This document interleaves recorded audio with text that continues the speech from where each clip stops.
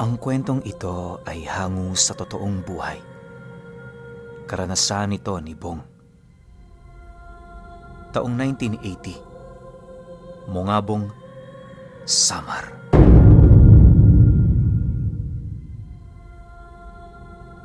Itong mga panahong ito, kasalukuyang pinag-iingat ni Bong ang kanyang pamilya dahil sa kumakalat na balita ukol sa dalawang mamamatay tao na naglilibot sa kanilang lugar tuwing gabi. Usap-usapan ng mga tao sa baryo nila noon, meron na yung napasok na dalawang bahay na nakatirik sa paanan ng bundok at mga biktima nito iniwan nilang wala ng buhay. Pagtatapat pa ng mga nakakakita na ultimo 5 buwang sanggol, hindi rin nakaligtas mula sa pangyayaring yon. Nadatna nilang nakabukas ang pintuan ng tahanan nito kung saan sa entrada pa lamang sumambulat na ang mga bangkay na halos lasog-lasog na. Kaya nila natukoy na mga tao roon ang bumiktima dahil sa mga naiwan itong patalim sa lugar.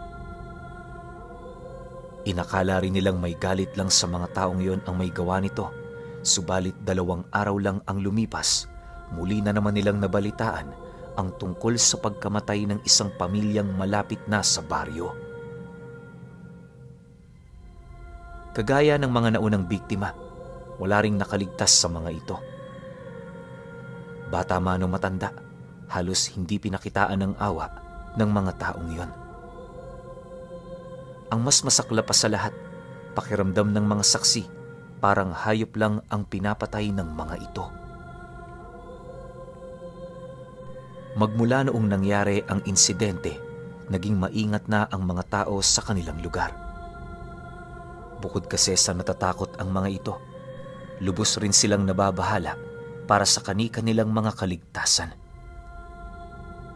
Dahil sa mga pangyayaring yon, nag-umpisa na ring kumalat ang balita ukol sa 2 lalaking nakita nilang bumisita sa kanilang baryo na siya namang pinaghihinalaan nilang mamamatay tao.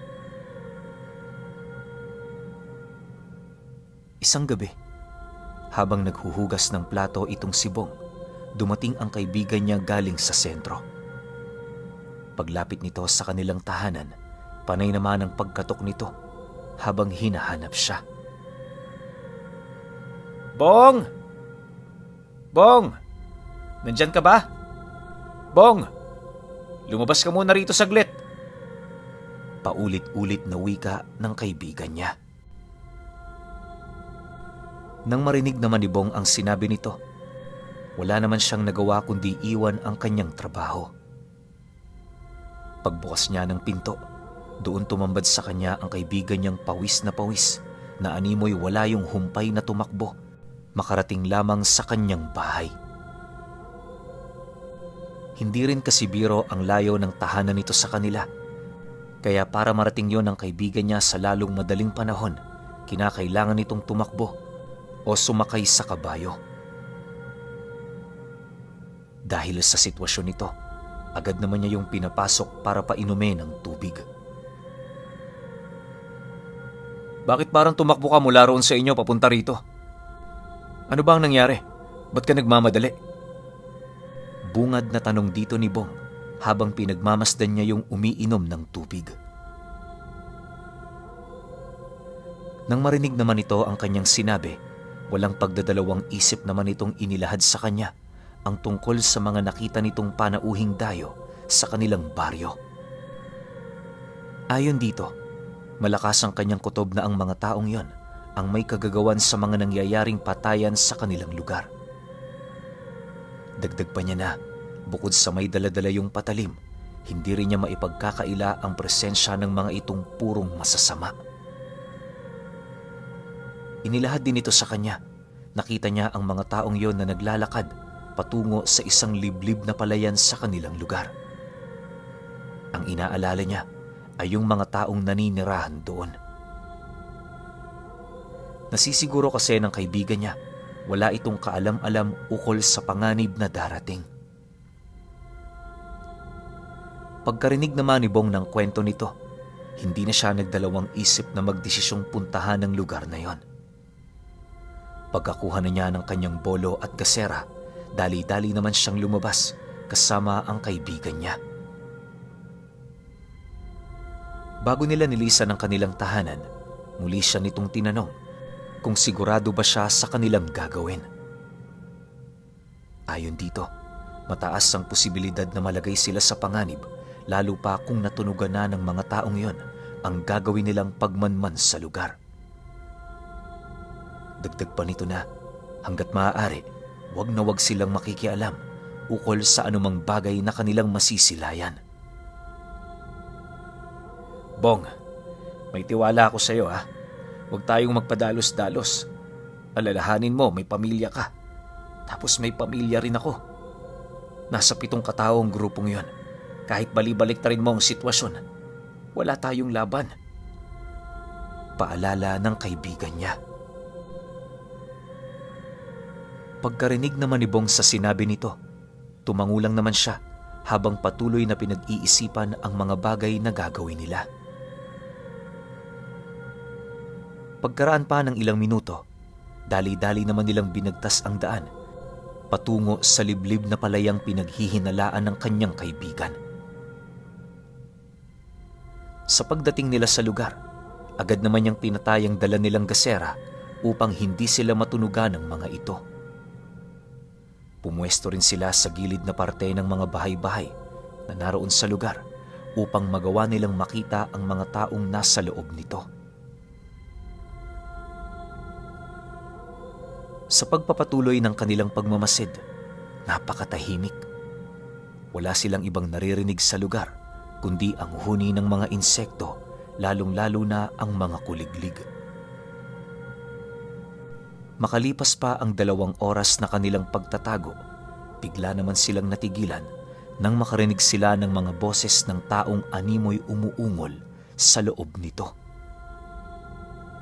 Maya-maya pa, laking gulat na lamang nila nang biglang bumukas ang pinto kung saan doon nila nasilayan ang isang lalaking may daladalang sundang, hila-hila ang isang babaeng umiiyak at nagmamakaawa.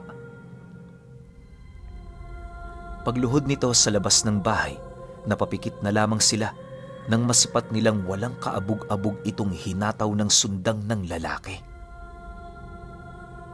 Pagbagsak sa lupa ng babaeng yon, kitang-kita nila kung papaano ito maghingalo hanggang sa mawalan na yon ng buhay. Akala nila doon na magtatapos ang ginawa nitong karumal-dumal, pero hindi naglaon na sipat nila ang lalaking yon na biglang namula ang mga mata nito habang dahan-dahang humahaba ang kanyang braso. Pag-usli ng matatalas nitong mga kuko, para yung kutsilyo na walang kahirap-hirap na humihiwa sa dibdib ng babae. Pagdukot nito ng laman loob, agad naman itong kinain ang puso ng babaeng yon na siyang naging sanhi upang mapasigaw ang kaibigan niya. Dahil sa ginawa nito, agad naman silang kumaripas ng takbo papalayo. Iniwan na nila ang kanilang mga gamit sa lugar at ang tanging dala na lamang nila ay yung sundang na nagsisilbi nilang pangdepensa. Pagdating nila noon sa bahay ni Bong, agad naman nilang sinarado ang pinto habang patuloy na pinakikiramdaman at pinagmamasdan ang buong paligid. Makalipas pa ang ilang minuto, doon nila nasilayan ang 2 nilalang na dahan-dahang lumalapit sa kanilang bakuran. Pagharap nito sa pinto ng bahay, dumakot yon ng konting lupa, sabay amoy at dila rito. Matapos itong gawin ng nilalang na yon, patuloy pa yung nagmasid sa buong paligid habang nag-aangil. Maya-maya pa, napilitan ding umalis ang nilalang dahil sa wala naman yung nakita. Paglalarawan ni Bong sa nilalang na yon, para itong taong kuba na merong butot balat na pangangatawan. Bagaman uugod-ugod na ito, napakabilis pa rin itong gumalaw. Halos wala na rin yung buhok sa ulo at meron itong malaking bunganga na merong nagsisiusli ang matatalas na mga pangil. Mahaba rin ang braso nito na may mga malakutsiliyong mga kuko. Sa likurang bahagi naman ng nilalang kung saan naroon ang umbok nito, napansin ni Bong na may mga insekto at alupihan doong gumagapang. Marami din siyang nakitang butas sa likod nito, indikasyon na yon ang nagsisilbing tahanan ng mga insektong gumagapang sa katawan ng nilalang. Paglisa nito sa kanilang bahay, napabuntong hininga na lamang sila dahil sa kanilang takot na nararamdaman. Doon na rin nagpalipas ng gabi ang kanyang kaibigan sa takot na baka tambangan nito sa daan ng nilalang. Kinaumagahan, paggising nilang dalawa, pilit naman nilang ginawa ang lahat upang umakto ng normal habang nililimot ang mga pangyayari. Nagbabakasakali noon sila Bong na sa kanilang ginagawa, hindi na sila matutunugan ng mga panauhing yon. Pagsapit ng 9:00 ng umaga, doon pa lamang pumutok ang balita ukol sa 2 pamilyang nakatira sa palayan. Ayon sa ulat, natagpuan yon ng mga kadugo nito na nakakalat sa mga kahon ng palay. Wala na rin yung mga buhay at ang karamihan sa mga ito wakwak ang tiyan, tapos nawawala ang iilang parte ng kanilang mga bituka. Ultimo bata hindi rin nakaligtas sa malagim na pangyayaring yon. Dahil dito, agad naman silang nagsagawa ng paghahanap para matunto ng mga salarin, pero bigo silang makahanap ng kahit anumang senyales na makapagtuturo sa mga pinagtataguan ng mga ito. Halos umabot din ng ilang araw ang ginawa nilang pananaliksik, ngunit sa kasamaang palad, wala silang detalyeng nalaman ukol sa mga nangyari. Kung kani-kanino na rin nagtanong ang mga pamilya nito, pero bigo silang makakuha ng kahit ano. Sa loob ng ilang linggo, nag-aktong parang walang nalalaman itong si Bong. Kahit nga naglalamay siya noon, walang nagtatanong sa kanya, gawa ng malayo naman ang bahay nila mula sa pinangyarihan ng insidente. Akala niya, mapapalagpas niya ang mga pangyayari, pero nagkakamali siya. Matapos ang libing, sinubukan na niyang kalimutan ang lahat-lahat. Bihira na rin siya magpakita sa kanyang kaibigan noon para naman kahit papaano maiwasan nilang mapag-usapan ang tungkol sa mga pangyayaring yon. Ngunit sa hindi inaasahan, dumating ang isang gabi kung saan nagawa niyang mapanaginipan ang iilan sa mga taong naging biktima ng mga nilalang na yon. Habang mahimbing na natutulog noon si Bong, bigla na lamang nadapo ang kanyang wisyo sa palayan kung saan sila minsan nagmasid. Pagsilay niya sa buong paligid, doon niya nakita ang mga taong namayapa na nakatayo tapos nakatitig sa kanya. Nakalutang din ang mga paa nito sa lupa na para bang napakagaan ng mga ito.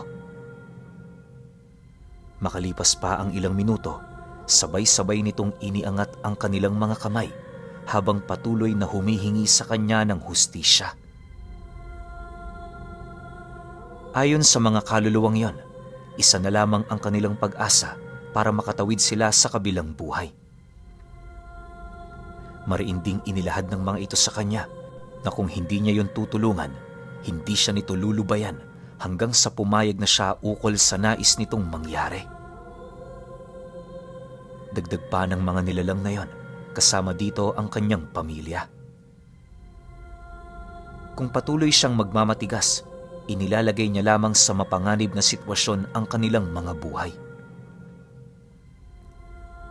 Matapos itong mailahad sa kanya ng nilalang, nasipat naman niya ang isang lalaking mabilis na lumapit sa kanya.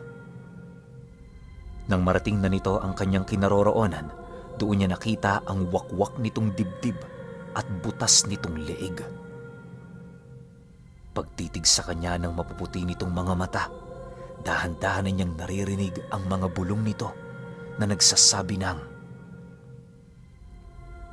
"Tulungan mo kami, Bong. Ikaw na lang ang pag-asa namin. Pakiusap Ayaw na naming manatili sa lugar na ito. Tulungan mo kami, Bong. Tulungan mo kami. Kasabay ng pagwika ng kaluluwang yan ay ang dahan-dahan namang pagdilim ng kanyang paningin.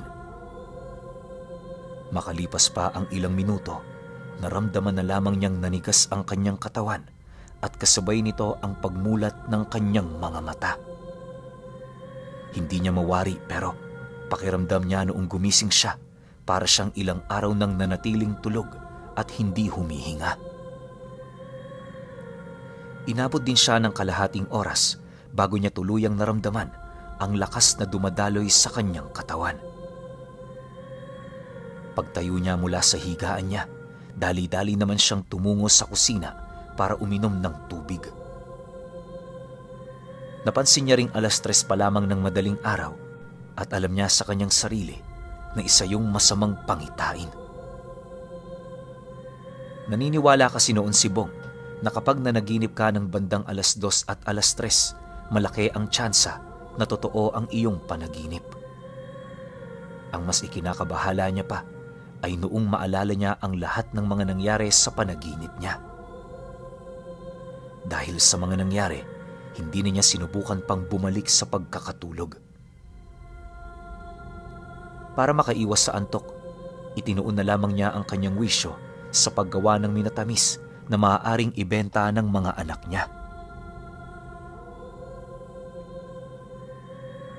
Sa pagsapit ng umaga, habang sila'y nagkakape, dumating ang kaibigan niyang ilang linggo na niyang hindi nakikita. Pagtitigan nilang dalawa, bakas naman sa kanilang mga mata ang matinding takot at pagkabahala. Noong una, inakala niyang meron lang yung pakay sa kanya. Pero nang marinig niya ang tanong nito ukol sa panaginip, doon na siya unti-unting kinabahan. Para walang makarinig, agad naman niya yung isinama patungo sa labas ng bahay nila upang doon mapag-usapan ang mga nangyari. Ayon sa salaysay ng kaibigan niya, na naginip din ito ukol sa mga kaluluwang humihingi ng tulong. Dagdag pa nito na pinagbantaan din ng mga nilalang na yon ang kanyang pamilya na kung hindi sila susunod, merong masamang mangyayari. Matapos namang marinig ni Bong ang tungkol doon, hindi na siya nagdalawang isip na sundin ang nais ng mga ito. Naniniwala siya na ang kaparehas na panaginip ng kaibigan niya nangangahulugang hindi nga nagbibiro ang mga nilalang. Bago pa man tumungtong ang 12:00 ng tanghali, pinuntahan nila ang mga kamag-anak ng mga namatay upang ilahad sa mga ito ang kanilang mga nalalaman. Kahit wala silang kaide-ideya kung nasaan ang mga panauhing yon, pinilit nila itong hinanap hanggang sa sila'y mapadpad sa sumunod na baryo. Mula roon, naging madali na lamang para sa kanila na hanapin ang mga kadugo nito. Sa pagdating nila sa lugar, agad namang bumungad sa kanila ang iilang mga kalalakihan na animoy merong hinihintay. Nang masipat sila ng isang matandang kasama ng mga ito, agad naman yung nagtanong sa kanila kung sila ba ang mga taong saksi ukol sa pagkamatay ng mga kadugo nito. Nang marinig naman nila Bong ang sinabi ng matanda, gulat na gulat naman sila sa kadahilanang hindi nila inaasahan na ganoon na lamang kalawak ang ginawang pagpaparamdam ng mga kaluluwa. Pagkalahad nila ng kanilang mga nalalaman, bigla namang napamura ang matandang yon habang nagwiwika sa kanila ng, "Po! Sinasabi ko na nga ba, sila din ang may gawa. Mga demonyo talaga, kahit huling-huli mo na hindi pa rin umaamin." Matapos nitong makapagwika, agad naman sila nitong inanyayahang pumasok sa isa sa mga kubong pagmamay-ari ng mga ito. Sa pagdating nila sa silid, doon bumungad sa kanila ang isang mesa na naglalaman ng mga armas at mga kulay puting batong nakahilera. May mga libreta rin silang nasilayan, kalakip ng mga sinturong naglalaman ng mga usal at papel. Ayon sa matandang kausap niya, na ang mga taong nakikita nila sa silid na yon ay purong mga antingero. Ito ang naatasan ng kanilang pamilya na humanap sa mga aswang upang maipaghigante ang mga kadugo nilang nabiktima. Dagdag pa nito na dahil sa kanilang tulong, mas mataas ang tsansa nilang mahanap ang mga nilalang na yon. Bong, wala kayong ibang gagawin kundi kumpirmahin ang kanilang pagkakakilanlan. Kapag nagawa nyo na ito, kami na ang bahala mula roon. Konting sakripisyo lang, kaibigan, para naman ito sa kapakanan nating lahat. Wika ng matanda sa kanya matapos nitong maipakilala ang bawat miyembro ng kanilang grupo. Sa pagsapit ng gabi noong mismong araw, nagsimula na silang umusad. Ang tanging nagbibigay liwanag sa kanilang paglalakbay noon ay ang mumunting sulong dala-dala ng mga nangunguna sa kanila. Pagkaraan pa ng ilang oras na paglalakad, nakarating na sila sa isang lugar na malapit sa isang maliit na sapa. Sa lugar na yon, may mga nakita silang mga kubo na nakatayo, indikasyon na meron doong naninirahan. Bago pa man sila matunugan ng kanilang mga kalaban, mabilis namang pinalibutan ng mga antingero ang buong paligid. Bawat isa sa mga ito, tahimik na nagmamasid habang dahan-dahan nilang inihahanda ang kanilang mga armas. Pagtawag ng matanda sa mga nilalang na nasa loob ng kubo, paisa-isa naman yung nagsilabas kung saan doon bumungad kay Bong at sa kanyang kaibigan ang lalaking kanilang nasilayan. Sa puntong yon, walang pagdadalawang isip naman nila itong itinuro para kumpirmahin na yun nga ang nilalang na pumatay sa mga kamag-anak ng matanda. Dahil sa kanyang naging salaysay, agad din naman yung sinugod ng kanilang mga kasama na siyang naging sanhi upang mabilis na lumaganap ang labanan sa buong lugar. Pagsilay naman ng lalaki sa ginawa ng mga ito, bigla naman yung umatungal habang mabilis na nagpapalit anyo. Dahil sa ginawa ng nilalang na yon, paisa-isa na ring nagsilabasan ang iba pa nitong mga kasama kung kaya't hindi na rin nagtimpi pa ang kasamahan ng matanda. Sa pagpapatuloy ng pakikipaglaban ng mga ito, wala namang ibang ginawa sila Bong kundi ang magmasid sa buong paligid. Minabuti rin nilang lumayo sa lugar nang sa gayoy hindi na sila madamay pa. Kalahating oras pa ang dumaan. 4 na lamang sa mga ito ang meron pang natitirang lakas para makipaglaban. Yung iba nitong mga kasama, kung hindi patay na, nag-aagaw buhay. Subalit, sa kabila ng mga nakakaawa nitong estado, nanatili pa ring desidido ang mga antingero na lipulin ang lahi ng mga nilalang na yon. Hindi na rin tumagal ang kaganapan sa kadahilan ng masyadong malalakas ang mga antingerong nakaharap ng mga ito. Sa pagdating ng puntong iisa na lamang ang nanatiling buhay, agad naman yung inundaya ng matanda ng saksak sa dibdib, sabay wika rito ng, "Hindi pa yan sapat para pagbayaran nyo ang kasamaang ginawa ninyo." Matapos nitong makapagsalita, walang awa nitong hiniwa ang dibdib ng lalaki hanggang sa tuluyan na yung bawian ng buhay. Sa pagkamatay nito, pinagtatadyakan pa yun ng matanda habang paulit-ulit itong pinagduduraan. Sa pagbalik ng katahimikan sa paligid, ipinagpatuloy nila ang kanilang paglalakad pabalik sa lugar na kinamatayan ng kanilang mga kadugo. Mula sa lugar na yon, kitang-kita ni Bong kung papaano umahon mula sa ilalim ng lupa ang mga kaluluwa ng mga namatay. Pagsilay ng mga ito sa kanila, mabilis din naman yung lumipad papaitaas hanggang sa tuluyan na yung maglaho sa kanilang mga paningin. Ayon sa matanda, yon ang hudyat na nakatawid na ang mga kaluluwa nito patungo sa kabilang buhay. Mariin din itong inabisuhan si Labong, huwag nang isipin ang tungkol sa kanilang mga panaginip dahil tapos na ang kanilang mga problema. Dagdag pa ng matanda, kalimutan na rin nila ang mga nangyari sapagkat wala ng pagkakataon na yon ay maulit pa. Umuwi na kayo. Maraming salamat sa ginawa ninyo. Asahan ninyo, habang buhay namin itong tatanawin bilang isang malaking utang na loob. Wika ng matanda sa kanya. Matapos ang kanilang pag-uusap, agad namang umalis ang pangkat nito. Hindi na din yun pinigilan ni Labong, gawa ng inaasahan naman nilang tapos na ang mga kaganapan.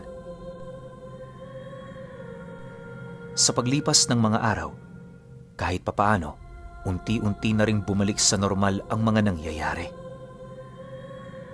Pero alam nyo ba, na kapag nakikita sila ng kaibigan niya, paulit-ulit nilang pinag-uusapan ang tungkol sa mga pangyayaring yon.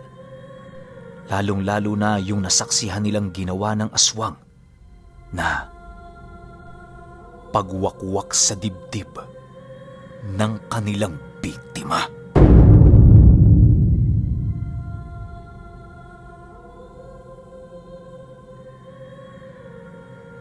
Okay, opinyon ko sa kwento.